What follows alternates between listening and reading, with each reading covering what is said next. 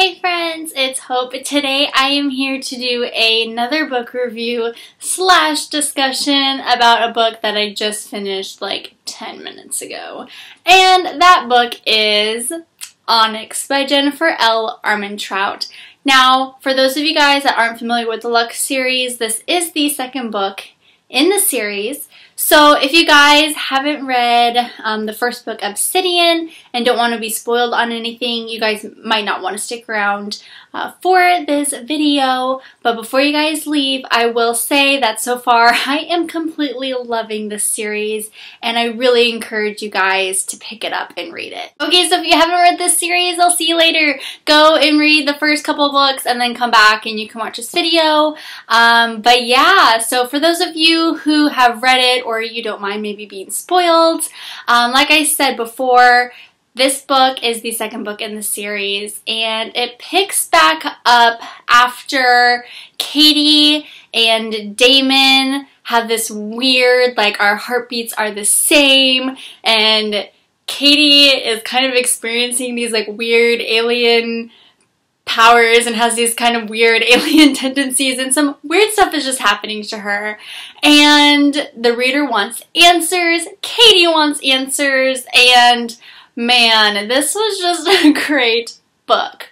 Now, the characters in this book pretty much stayed the same personality-wise, for the exception of Damon. You see him a lot more affectionate and a lot more forthcoming with his feelings, which I thoroughly enjoyed.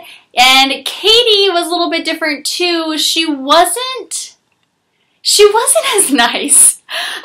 She was very, very stubborn and was kind of, I felt like she kind of took on more of the rude role. I felt like she didn't treat Damon how he should have been treated. Now, I mean, Damon, I guess, obviously didn't treat Katie with as much respect as I wanted him to in the first book, so maybe what comes around goes around.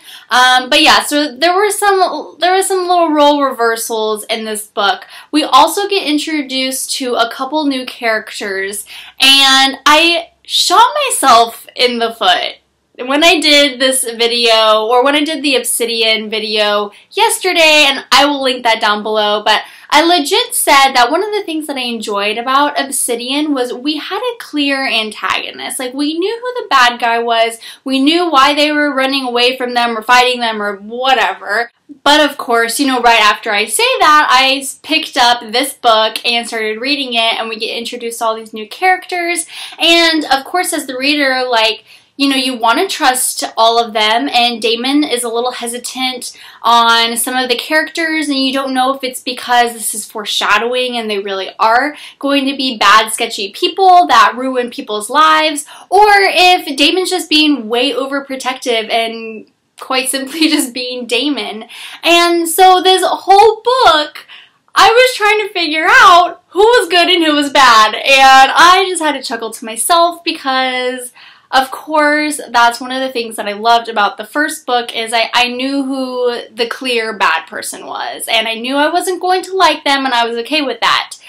This book, I had a hard time truly trusting all the characters, and for good reason, because, you know, like I said, Damon doesn't trust them, but the readers thinks, okay, well, maybe it's just because Damon's being protective, but then Katie starts getting suspicious, but then everything's fine, and yeah, you guys just need to read the book and find out for yourselves. I will say that one of my favorite parts of the book was when Damon, pretty much anything Damon says I crack up at, but when Damon would refuse to call one of our new characters in the book, his name is Blake, but he refused to call him by his real name. I, at one point, was crying because I was laughing so hard, because Damon goes out of his way to just screw up his name, and he just